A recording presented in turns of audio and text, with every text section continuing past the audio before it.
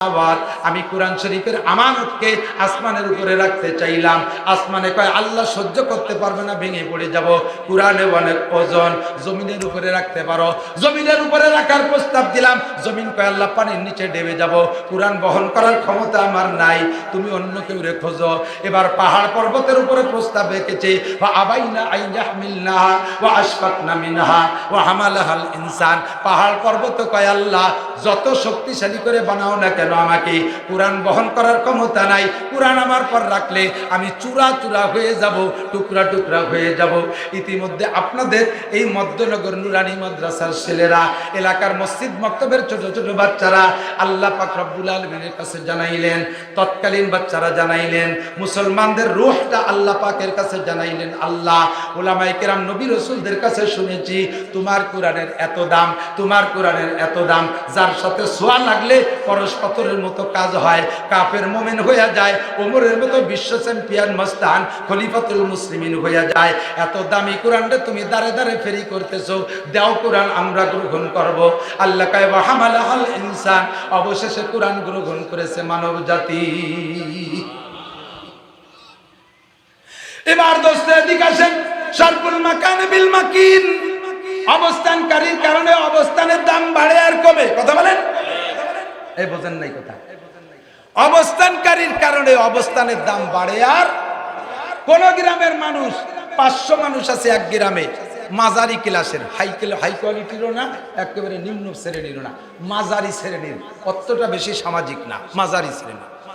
একটা লোক আছে ওর ভিতরে আন্তর্জাতিক খ্যাতি সম্পন্ন চোর, বিশ্ববিখ্যাত চোর, করোনার চাইতে বিখ্যাত। মাদ্রাসায় জায়গা কম, একটু ঘরের মধ্যে 180 জন ছাত্র, 180 জন মানুষ। আপনারা গ্রামে কত জায়গা নিয়ে ঘুমান? 2 জনের 13 ফিট স্কয়ার একটা রুম, তারপরও জায়গায় হয় না। খেতা কাপড় খাটের তলে বুড়ি যায়। আর একটুক জায়গায় যদি 180 জন ইলিশ পাইলিং এর মতো শোয়াইছে না, একটা নাকের মধ্যে নাকের থেকে শ্বাস বেরোইয়া আর একটা নাক দিয়ে বুঝে ওই বসতে পারেছে। এই করোনার মধ্যেও আল্লাহর রহমতে এরকম নাকে নাকে নাক মিলাইয়া আমাদের মাদ্রাসার ছেলেরা মাদ্রাসা খোলা রেখেছে, লেখাপড়া করেছে, গভীর রাত্রে আল্লাহর কাছে আপনাদের আমাদের জন্য দোয়া করেছে তারা। ঠিক কি ঠিক না? মসজিদে যাইতে নিষেধ, যাবা মাত্র কয়জন? 5 জন। এরপরে 5 জনের পরে অনুমতি হলে 12 জন। 12 জনের বেশি যাইতে পারবে না। পুলিশ যাইয়া মসজিদের দরজায় দাঁড়ানো, মুসল্লি 500 হাজির। এখন প্রত্যেকেই ঢুকতে যায়, পুলিশই কয় জানেন না 12 জনের বেশি ঢুকা নিষেধ। তো প্রত্যেক মুসল্লি কয় আমি তো 12 জনের একজন, কারণ কোন 12 জন ঢুকবে তাকে বাড়ি তো কার্ড দিয়ে শোনাই। যখন এই জোয়ার শুরু হয়েছে আর ঠেকাইতে পারে না, তারপরে সরকার ঠিক আছে, যে যে পাবে পারে, যে যে কায়দায় পারুক মরুক, আমরা মরার পরে দেখ। আর করোনা এমনই কায়দার করোনা। আর বাংলাদেশের ডাক্তাররা এত ফার্স্ট ক্লাস ডাক্তার, মানুষ মারা যার 3 দিন পরে করোনা হয়। আমার মাননীয় ধর্ম প্রতিমন্ত্রী আমার বাড়ির কাছে শেখ মোহাম্মদ আব্দুল্লাহ, বহুত বড় ভালো মানুষ ছিলেন। উনার ফ্যামিলিতে 100-র উপরে হাফেজ। উনার বুড়ি একটা বোন আজও হাফেজ, এবং সেই বোনটা তার ছেলেরাও হাফেজ। তার ছেলেদের সাথে পাল্লা দিয়া খতম তারাবি পড়ে, যে তোদের খতম আগে ওঠে না, আমি বুড়ো মানুষের খতম আগে ওঠে। এই ধর্মমন্ত্রীর আপন বোন। উনার এক ভাগ্নে বাইতুল মুকাররমের ইমাম মহিউদ্দিন কাসেমি, আর এক ভাগ্নে কাকরাইল মসজিদের তশকিলের সাথী মাওলানা আমির হোসেন সাহেব। আমার এই ধর্মমন্ত্রী আমাকে আব্বা বলে ডাকতেন, আমাকে বিশাল ভালোবাসতেন। উনি মারা গেছেন করোনা বলে শুনছি, মারা যাওয়ার 3 দিন পরে শুনলাম যে উনার করোনা হয়েছে। মারা যাওয়ার পরে রক্ত নেছে, তাই রিপোর্ট বের করে শুনেছে 3 দিন পরে যে করোনা হয়েছে। কেসা করোনা চিন্তা করতে পারে। আল্লাহু আকবার। করোনায় লাভ হয়েছে কি, আগে মসজিদে ঢুকলি দেখতাম একজনে যদি কাশ দেয় তাহলে কাশের জো উঠে যায়, আরেকজন কাশে পুরো মসজিদ কাশতে কাশতে ইমাম সাহেব ফাইনাল কাশ দিয়ে শেষ করে দেয়। সবাই কাশি একবার শুনলি সবাই কাশে। আর আল্লাহর বদলে করোনার সময় কাশ দিলি করোনা, কাশিরে খাইয়ে ওই ব্যক্তি হজম করে ফেলা দিয়েছে, তবুও কাশে নেই।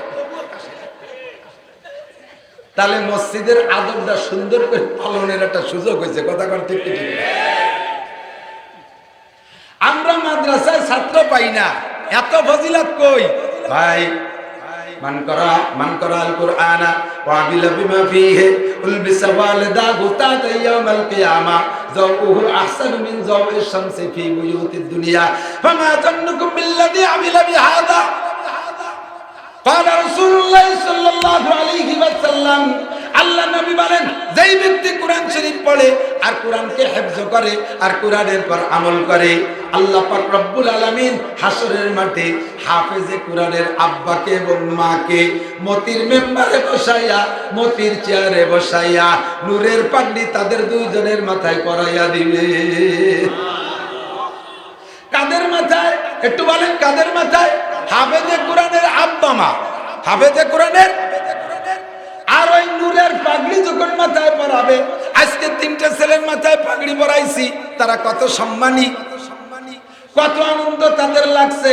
হাফেজে কোরআনের আব্বা মাকে হাসরের মাঠে মতির মেম্বারে বসাইয়া নূরের পাগড়ি পরানো হবে, আবার পাগড়িটায় কত উজ্জ্বল হবে, তার আলোর পরিমাণ নবী বলেছেন ওই পাগড়িটা এত আলোক উজ্জ্বল হবে, দুনিয়ার সূর্যটা যদি তোমার ঘরের মধ্যে ঢুকিয়ে দেওয়া হয়, তাতে যে পরিমাণ আলো হবে, 9,30,00,000 মাইল দূরে সূর্য, সেখান থেকে আলো দেয়, সারা পৃথিবীকে আলোক উজ্জ্বল করে ফেলায়। আর ওই সূর্যটা ঘরের মধ্যে ঢুকলে কত আলো হবে, এক একজনের পাগড়িতে পাগড়ির থেকে ওর চাইতে বেশি আলো বের হবে। এবার হুজুর কয়, আব্বা মারে যদি এই ফজিলত দেওয়া হয়, ফামাযান্নুকুম বিল্লাযী আমিলা বিহাদা, তাহলে যেই ব্যক্তি কোরআন নিজে পড়লো, ওই হাফেজে কোরআনকে কি সম্মান দেওয়া হবে ভেবে দেখো।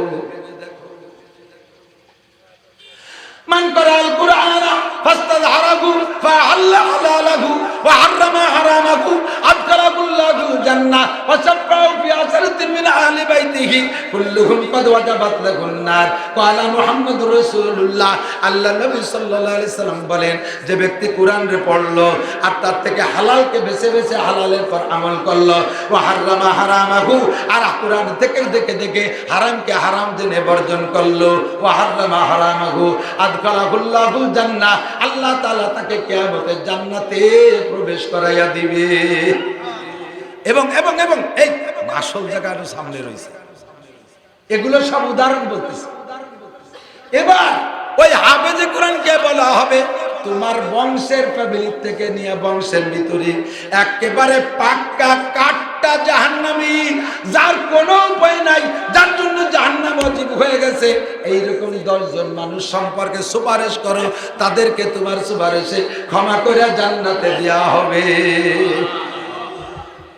2টা হাদিস। 3 নম্বর হাদিস, নবী পাক বলেন, খায়রুকুম মান তাআল্লামাল কুরআনা ওয়া আল্লামা, তোমাদের মধ্যে সবচাইতে ভালো, সবচেয়ে ভালো, বলেন সবচেয়ে ভালোর পরে কি আর ভালো থাকার কোনো অপশন আছে? সবচেয়ে বড়, এরপরে আর বড় হয়। একজনটা 4 ভাই, 1 বছরের ছোট বড় 4 ভাই, প্রত্যেক বছরে বছরে এক একজন হইছে। এই 4 ভাইয়ের বড় ভাইতে ছোট ভাইয়ের ডিস্টেন্স মাত্র 4 বছর, মাঝে 1 বছরের দূরত্ব। এই 4 ভাই একসাথে ধম করে তাগড়া জোয়ান হয়ে গেছে, বডি ফিগার কোয়ালিটি একরকম, বোঝা যায় না যে কোনজন ছোট কোনজন বড়। তার দ্বিতীয় জনকে একজন জিজ্ঞেস করছে, বাপ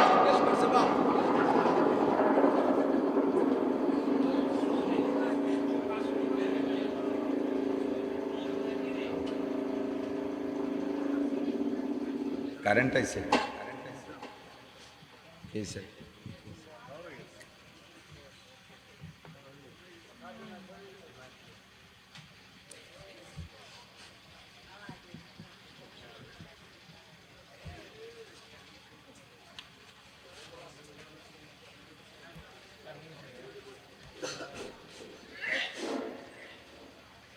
দ্বিতীয় জনরে এক মুরব্বী কয়, বাপ তোদের তো সব কয় বাইরে একরকম দেখা যায়, তোকে বড় কি ডাকো দি? তো দ্বিতীয় জন মেজেজন কয়, সবচেয়ে বড় আমি, তার চেয়ে বড় মেয়াবাই। বোঝেন নাই কথা? মেয়াবাই মানে বড় ভাই, সবচেয়ে বড় আমি, তার চেয়ে বড় মেয়াবাই। তো তো তুমি যদি সবচেয়ে বড় হতে, মিয়া ভাই বড় ভাই সবচেয়ে বড়, তুমি সবচেয়ে বড় হলিবার তার উপরে বড় থাকে কি? এ কথা একটা বোকা কথা না? তো আল্লাহর রাসূল বলেন, আপনারাও সাক্ষী দেন, সবচেয়ে ভালো ধরে মানে তো হাদিসের তরজমা কি? সবচেয়ে যার পরে আর ভালো থাকে কে কন্ত? মান তাআল্লামাল কুরআন ওয়া আল্লামা। এই মুসলমান, দুনিয়ার কোরআনকে ছেড়ে দিয়া পদদলিত হচ্ছ কাফের মুশরিকের কাছে। নবী বলেন, খায়রুকুম মান তাআল্লামাল কুরআন ওয়া আল্লামা। তোমাদের মধ্যে সবচেয়ে ভালো প্রেসিডেন্টের চাইতে ভালো, প্রধানমন্ত্রীর চেয়ে ভালো, স্বরাষ্ট্রমন্ত্রীর চেয়ে ভালো, পররাষ্ট্রমন্ত্রীর চেয়ে ভালো। কথা বলেন ঠিক ঠিক না? যদি তারা কোরআন পড়তে না পারে, ডিসির চাইতে ভালো, এসপির চাইতে ভালো, ডিআইজির চাইতে ভালো, আইজির চাইতে ভালো, পুলিশ প্রধানের চাইতে ভালো, সেনাবাহিনীর প্রধানের চাইতে ভালো, উপজেলা চেয়ারম্যানের চাইতে ভালো, এমপির চাইতে ভালো, ইউনিয়ন চেয়ারম্যান চাইতে ভালো, ডাক্তারের চাইতে ভালো, ইঞ্জিনিয়ারের চাইতে ভালো। সবচেয়ে ভালো ওই ব্যক্তি যেই ব্যক্তি কোরআন পড়ে ও কোরআন পড়ায়। ঠিক কি ঠিক না? সবচেয়ে ভালো যে ব্যক্তি কোরআন পড়ে আর কোরআন পড়ায়।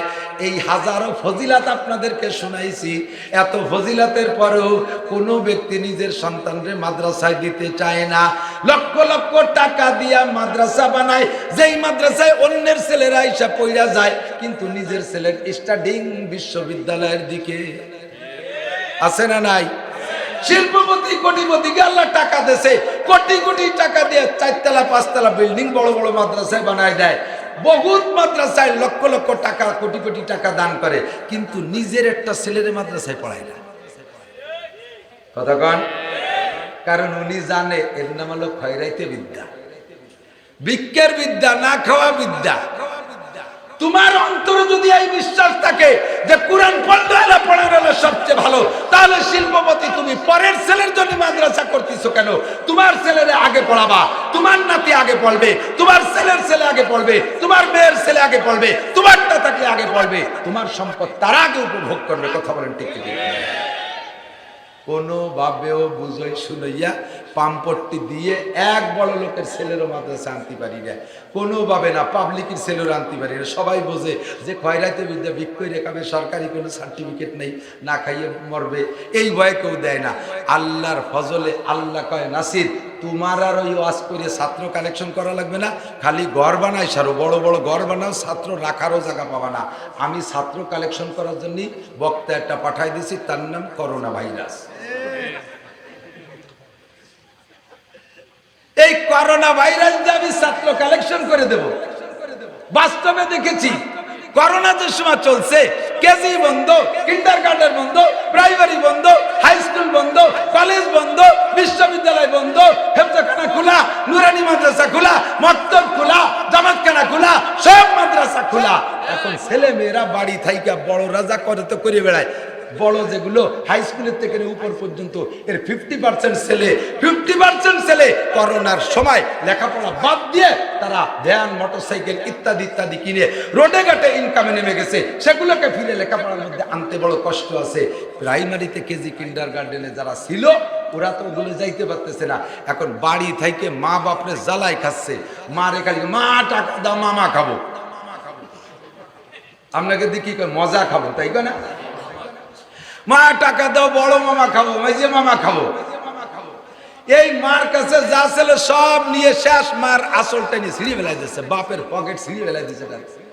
দায় থেকে জ্বালার জ্বালায় কয় এগুলো বাড়ি রাখলি তোর পয়সা জমা করতে পারতেছিল, দেখ দি কোনো মাদ্রাসা টাদ্রাসা খুলছে নাকি? কয় হ মাদ্রাসা সব খোলা। যাইয়ে কয় হুজুর পড়ুক না পড়ুক, কয় মাস থাক, আমাকে আসল ছিঁড়ে ফেলাই দিচ্ছে। আল্লাহর ফজলে প্রত্যেকটা মাদ্রাসায় মক্তব, হেফজখানা, মহিলা পুরুষ শাখা, সব শাখা এত পরিমাণ ছাত্রছাত্রী হয়েছে, প্রত্যেকটা মাদ্রাসায় জায়গা দিতে পারতেছি না। আল্লাহ কয় দেখিছো ছাত্র কালেকশন করার পদ্ধতি আমার কাছে আছে। ইন্না বাদশা রব্বিকা লাশাদীদ। তোমার রব যখন ধরে হাতের থেকে ছুটে যাওয়া বড় কঠিন আছে। ঠিক কি ঠিক না? রব যদি ধরে এর মোকাবেলা কেউ করতে পারবি না। বৃষ্টি দেয় কে? জোর হলো না? বিজ্ঞানীদের কৃত্রিম উপায় বৃষ্টি নামাচ্ছে। কি দিয়ে মেশিন দিয়ে ফু দিয়ে বাতাসের সাথে মেঘের চুল ঠইয়ে ওই দিয়ে নামাচ্ছে। ওতে কি ওই হয় নাকি? আল্লাহর দেয়া বৃষ্টির ভিতরে কি আছে জানেন? মেঘে যখন গুড়ুম করে ডাক দেয় না, থান্ডারিং করে, এই মেঘের ডাকের মাধ্যমে মেঘের থেকে ছোট গুঁড়া গুঁড়া পাউডার পড়ে জমিনে আগে, বৃষ্টির আগে। ওই পাউডারের সাথে বৃষ্টির প্রথম পানি যখন মিক্সার হয় তখন ওইটার ভিতরে বিজলে বিজলে তেলসে তেলসে তৈরি হয়। এই বিজলে তেল সেটা ফসলের জন্য এত বড় শ্রেষ্ঠ, এত বড় শক্তিশালী কীটনাশক, এত বড় শক্তিশালী সার, যা আজও পর্যন্ত পৃথিবীর কোনো প্রযুক্তি তৈরি করতে পারে না।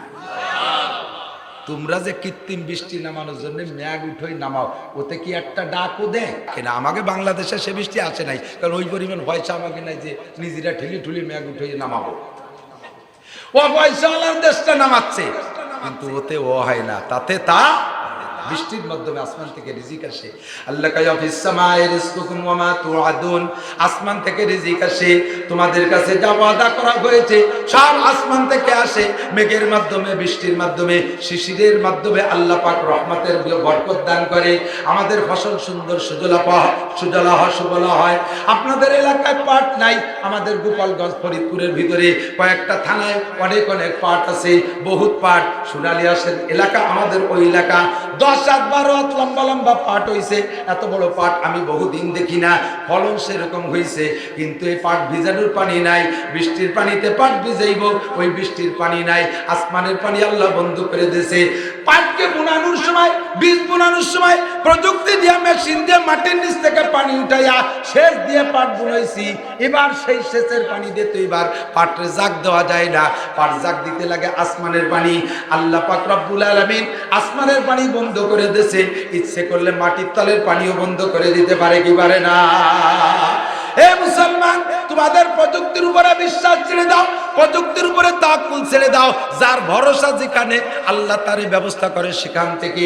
যখন তোমার ভরসা চলে যাবে প্রযুক্তির উপরে, আসমানের দিকে তোমার ভরসা থাকবে না, তখন আল্লাহ কয় ঠিক আছে তোর প্রযুক্তিতে বাঁচাক। এবার প্রযুক্তির মালিকও কে? জোর হলো না কে?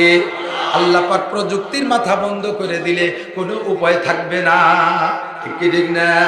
আল্লাহু আকবার। এই জন্য আল্লাহ পাক রব্বুল আলামিনের কুদরতের কারিশমা বড়, বোঝা বড় কঠিন। রব্বুল আলামিন আমাদেরকে বুঝার জন্য, হিদায়াতের জন্য আমাদের জন্য সংবিধান বই পাঠিয়েছেন। যেই সংবিধান বইয়ের নাম আল কোরআন। ধরে বলেন কি? বাংলাদেশ সরকারের সংবিধান আছে, বিএনপির আমলে সংবিধান ছিল, সেই সংবিধান চলে আসছে। প্রথম স্বাধীনের পরে সংবিধান লিখেছেন বাংলাদেশ সরকারের জন্য ডক্টর কামাল সাহেব।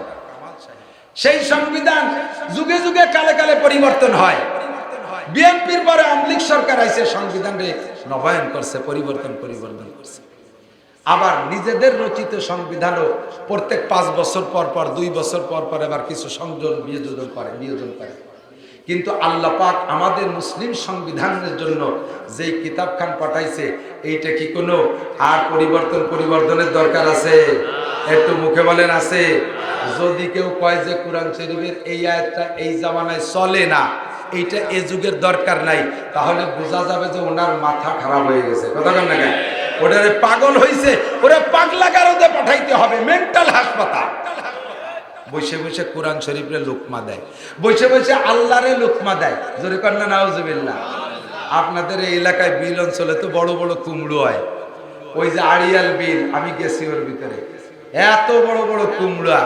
প্রায় ওই মুফতি আব্দুল হান্নান সাহেবের যখন 76 কেজি বোমা ধরা পড়ছে, সেই সময় আমি আসছিলাম ওই আড়িয়াল বিল এলাকায় মাহফিল করতে।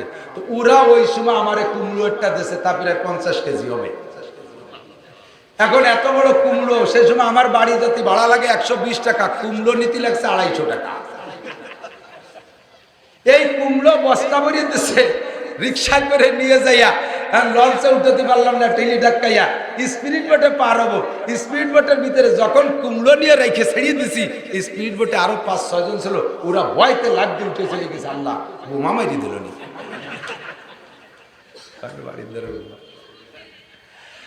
আল্লাহ, এই কুমড়োর গাছ মেলা বড় না, ছোট ছোট গাছ, কুমড়ো মেলা বড়। বট গাছ তলা, বট গাছ, বিশাল বড় বট গাছ নিচে এক ভদ্রলোক এরকম বুদ্ধিজীবী, নাম কি? বুদ্ধি, বোঝেন বুদ্ধিজীবীর তর্জমা জানেন? বুদ্ধি মাথায় ছিল যতদিন, ততদিন বুদ্ধি কাজে লাগছে।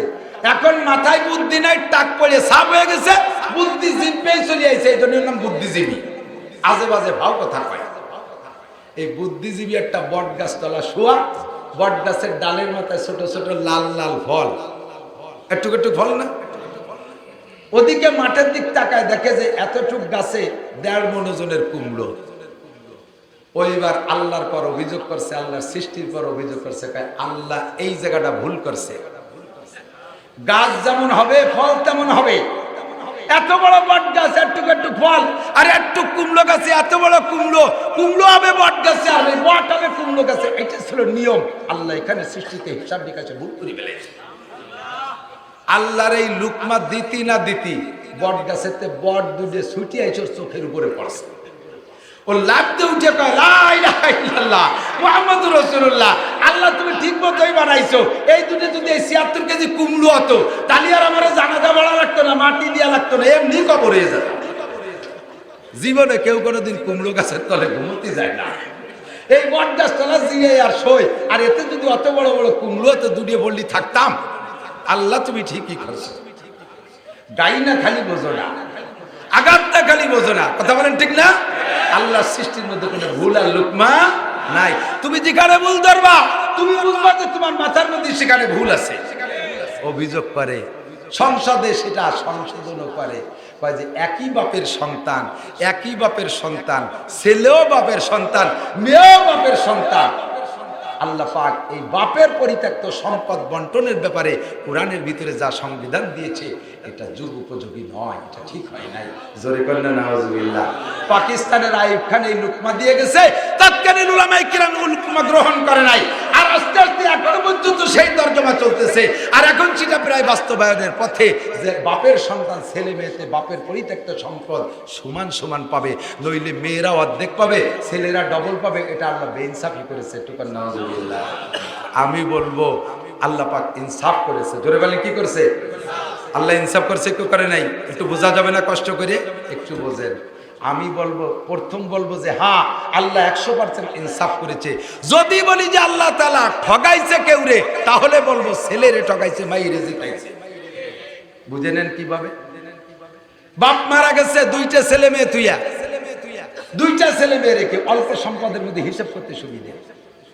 2টা ছেলে মেয়ে রেখে বাপ মারা গেছে, মাও মারা গেছে, ছেলেটা বড় মেয়েটা ছোট, বাড়ির ভিটে ছাড়া আর কোনো জায়গা নাই। ভিটের মধ্যে জায়গা আছে 3 শতাংশ, কট্টু 3 শতাংশ জায়গা। বাপের পরিত্যক্ত সম্পদ বন্টন করলে মিরাসের বন্টন হিসেবে ছেলেটাই পাবে 2 শতাংশ, মেয়েটাই পাবে, ঠিক কিনা? 3 শতাংশ জমির দাম 3 লক্ষ টাকা। কত? 3 লক্ষ। মেয়েটা বোনটা বড় হয়েছে, ভাইটা গরিব মানুষ, ভ্যান রিক্সা চালায়, ওই বাপের রেখে যা ভিটের উপরে ছোট ছোট ঘরে বসবাস করে। এখন বোনটারে বিয়ে দিতে হবে। বোনটা বিয়ে না দিয়ে সেও বিয়ে করতে পারতেছে না। ছেলে একটা ঠিক করছে কায়দা বায়দা করে, ছেলেটা দিনদার, সেও ভ্যান চালায়, ওই ভ্যান চালানো সমিতির মধ্যে থেকে এক ছেলে জোগাড় করছে। তো কইতেছে সবকিছু কমপ্লিট, বলতেছে ভাইজান এমনি তো কিছুই চাবো না, যৌতুক খাওয়া হারাম। নাসির হুজুর যেভাবে বলছে যে যৌতুকের টাকা শুয়োরের পায়খানার চাইতে হারাম। সুবহানাল্লাহ কয়, সুবহানাল্লাহ কয়। যৌতুক খাবেন, যৌতুকের টাকা হালাল না হারাম? যুবক, যৌতুকের টাকা জোর হলো না, কথা বলতে চাইছিলাম না, তাই সে গেলি না কইয়ে করবো। তুমি যৌতুক খাবা কে? বিয়ে তুমি করছো তোমার প্রয়োজনে, কথা বলেন। আমার প্রয়োজনে আমি বিয়ে করছি। আমার মা দুর্বল, রান্না করতে পারে না, বাড়ি বাবুর্চির দরকার, বাবুর্চি একটা ঠিক করতে যে দেখো যে মাসে 5,000 টাকা বেতন, বছরে 12 সেট কাপড় দিতে হবে। তো পরের মাইয়ের এত টাকা দিয়ে না রাখিয়া তার সাথে বিয়েরই বোর কাজও হবে, রান্না বান্নার কাজও হবে।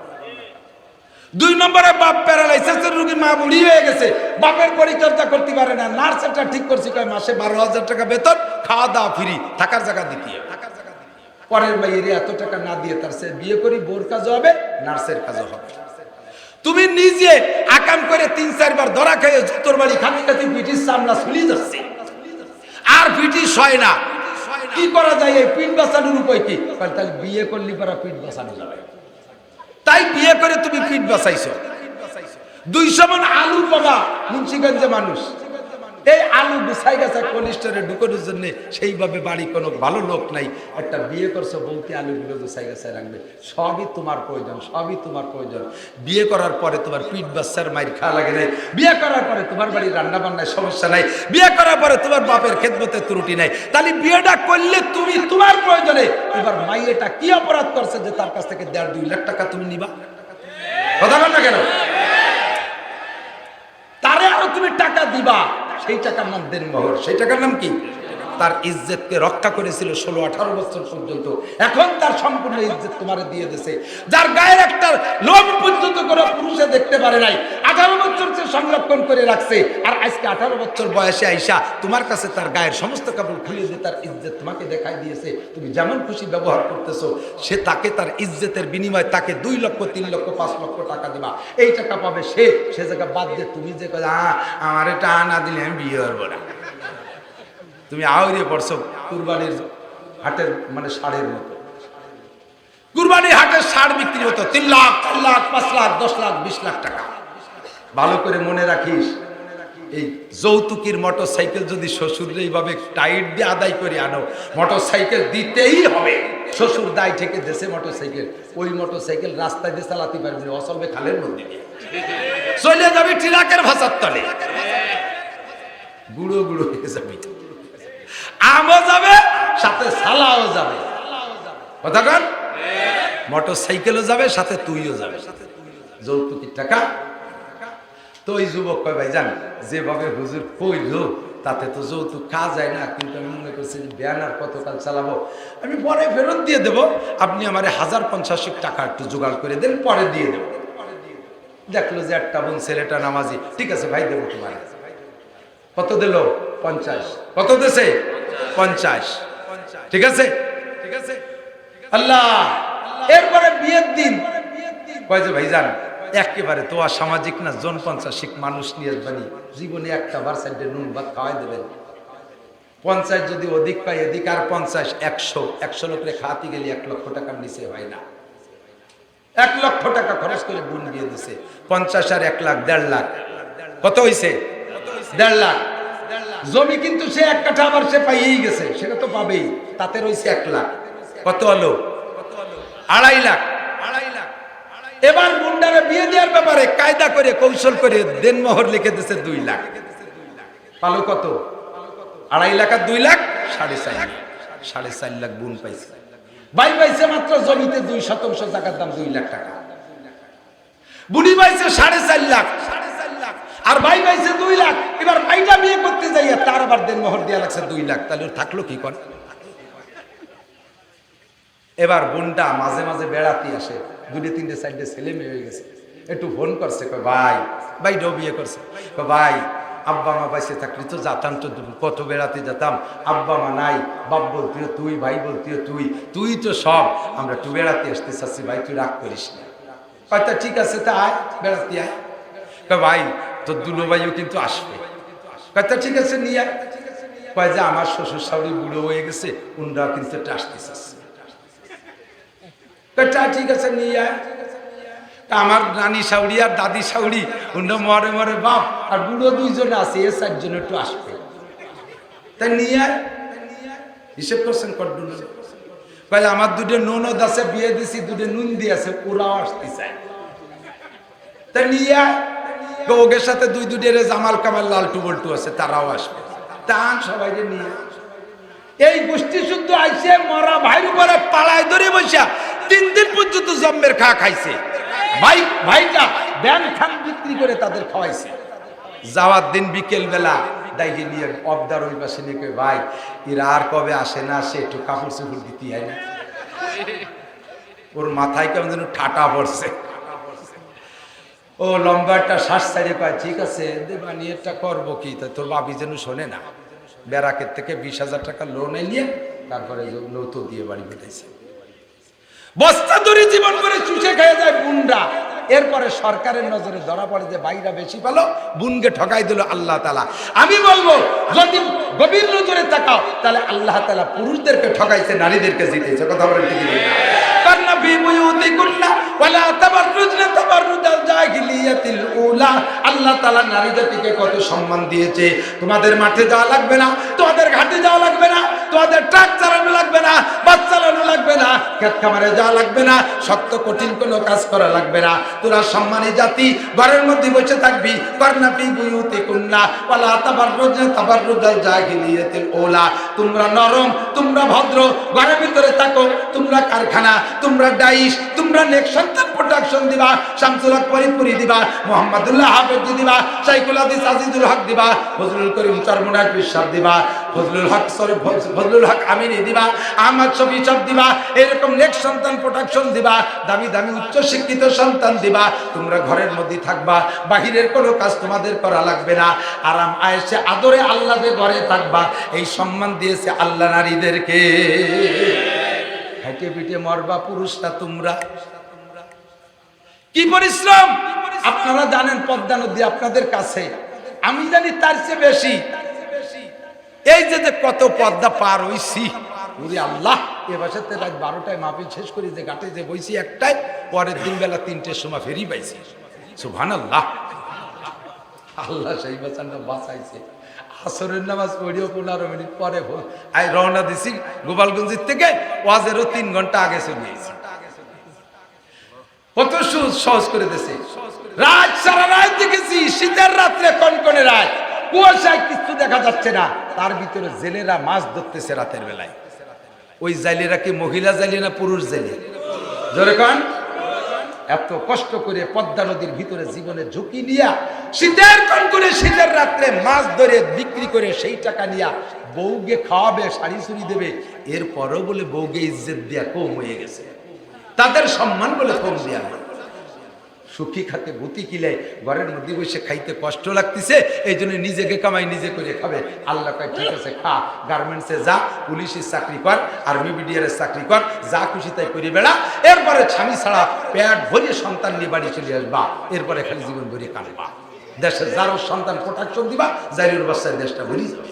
কথা বলতে হারাম জাদায় দেশটা ভরি যাবে। আল্লাহর কোরআনের সংবিধান পছন্দ হয় না। ইয়া নিসান নবী লাস্তুন্না কাআদিন মিনান নিসা ইন ইত্তাকাইতুন্না ফালা তাখদানা বিল কওল ফায়াতমা আল্লাযী ফী কলবিহি মারাদুন ওয়া কুল্লা কাওলাম মারুফা ওয়া কারনা ফী বুয়ুতিকুন্না ওয়ালা তাবাররাজনা তাবাররুজাল জাহিলিয়াতিল উলা। আমার আল্লাহ যত সংবিধান কোরআনে কারীমের মধ্যে রেখেছেন সবগুলো জায়গা মতো ঠিক আছে না না? এ মুসলমান স্বীকার করেন ঠিক আছে না না? কোরআনের সংবিধান চলবে, কিয়ামত পর্যন্ত চলবে। এটা কেমন আমানত, কত বড় ওজনওয়ালা কিতাব। আল্লাহকে আরাদনাল আমানাতা আলাস সামাওয়াত, আমি কোরআন শরীফের আমানতকে আসমানের উপরে রাখতে চাইলাম। আসমানে কয় আল্লাহ সহ্য করতে পারবে না, ভেঙে পড়ে যাব। কোরআনে অনেক ওজন, জমিনের উপরে রাখতে পারো, জমিনের উপরে রাখার প্রস্তাব দিলাম। জমিন কয় আল্লাহ পানির নিচে ডেবে যাব, কোরআন বহন করার ক্ষমতা আমার নাই, তুমি অন্য কেউ খোঁজো। এবার পাহাড় পর্বতের উপরে প্রস্তাব রেখে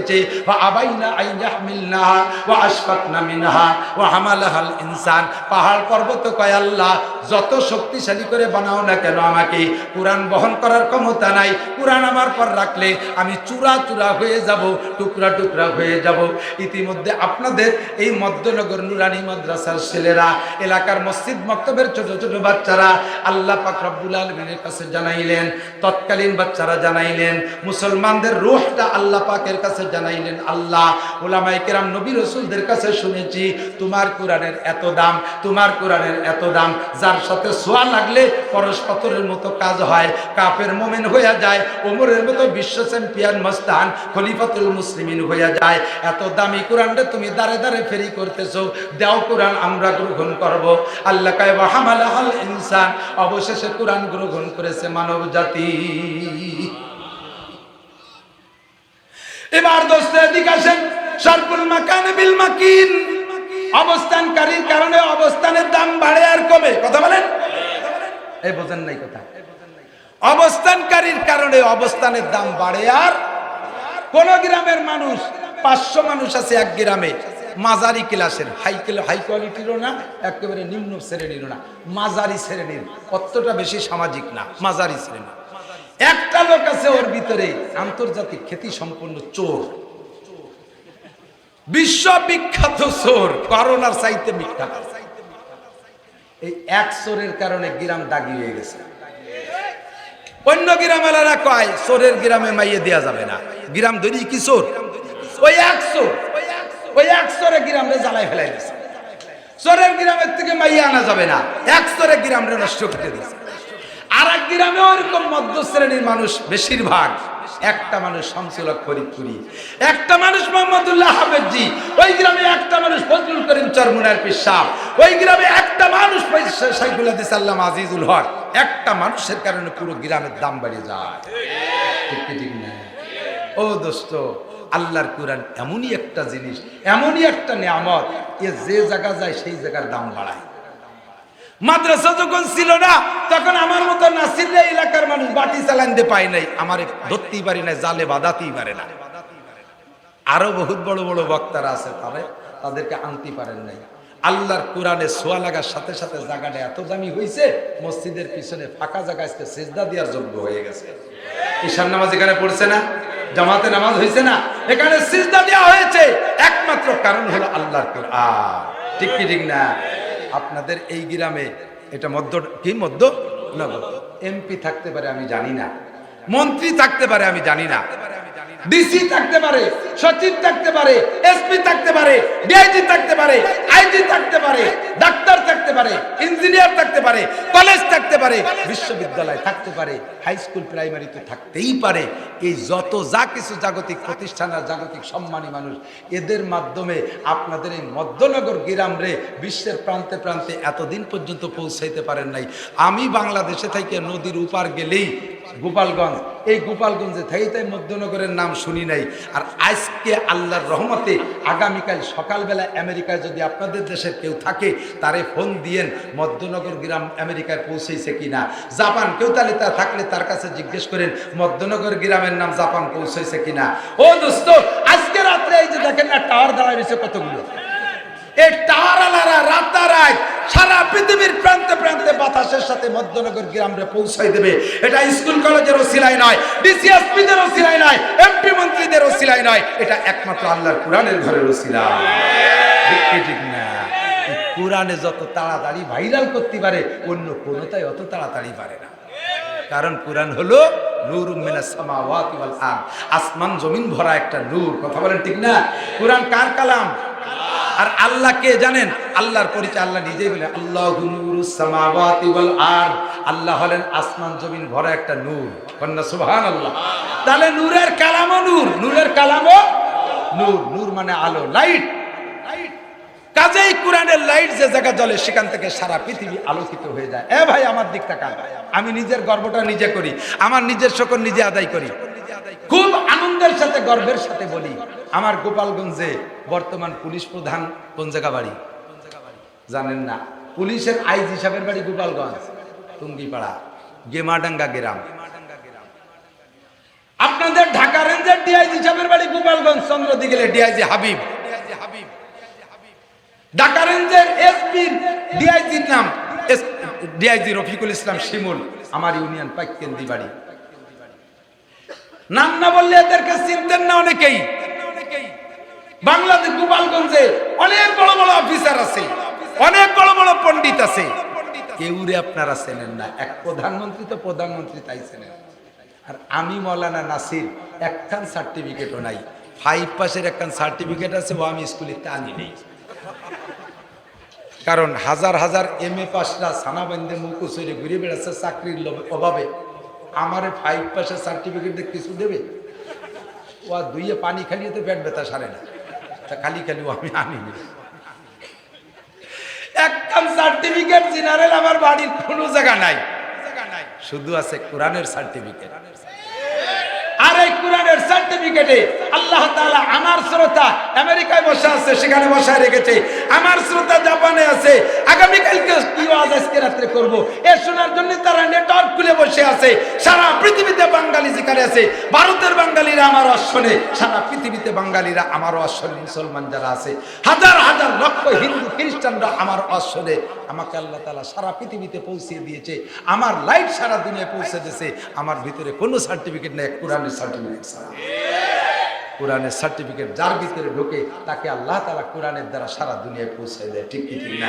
এবার আমি বলি, আপনারা একটু ভাবেন, এদিক আমার দিকে একটু ভাবেন। আপনি ছেলেরে মাদ্রাসায় পড়ান না, কোরআন শিখান না, পড়াইছেন যা পড়াইছেন। আমি ডর্জন রেফারেন্স একেবারে নাম মেনশন ঠিকানা সহ বলে দিতে পারি। এক বাপের এক ছেলে, বহু বড় পণ্ডিত ছেলে, উকিল ছেলে, মাস্টার্স উকিল, এমএ পাস উকিল। এই ছেলে উকালতিও করে, তার বাপের গাড়ির উপরে রামদা ধরে টাকা দে এবা খাবো নইলে জব দেবে। কোন মাদ্রাসার ছেলে বাপের কাদের উপরে রামদা ধরছে বলে কইতে পারবেন?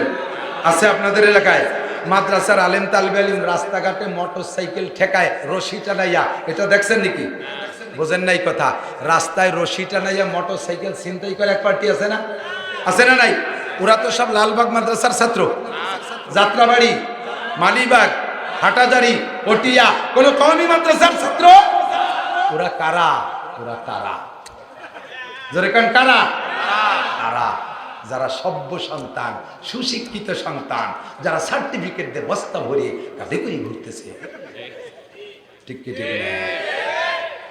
ও দোস্ত, আমার মাদ্রাসার ছেলেরা চুরি করে না, পরের ঘরে শিং কাটে না, টোন মারে না, মন মারে না, অকথ্য ভাষায় গালাগালি করে না, মুরগি চুরি করে না, হাঁস চুরি করে না, কেউ ফাঁস কথা বলে না, কোথাও কোনো দুর্নীতি করে না, পরের মেয়েকে অপহরণ করে না, দর্শন করে না, যেখানে সেখানে মারামারি কিলেকিলি ঘুষোঘুষি করে না। কলেজের মধ্যে দেখে যে দুই দল দাওয়াদাই দাবড়াদাবি ইটে বুঝাই হয়ে গেছে, এরপরে আগ্নেয়াস্ত্র নিয়ে বেরোইছে।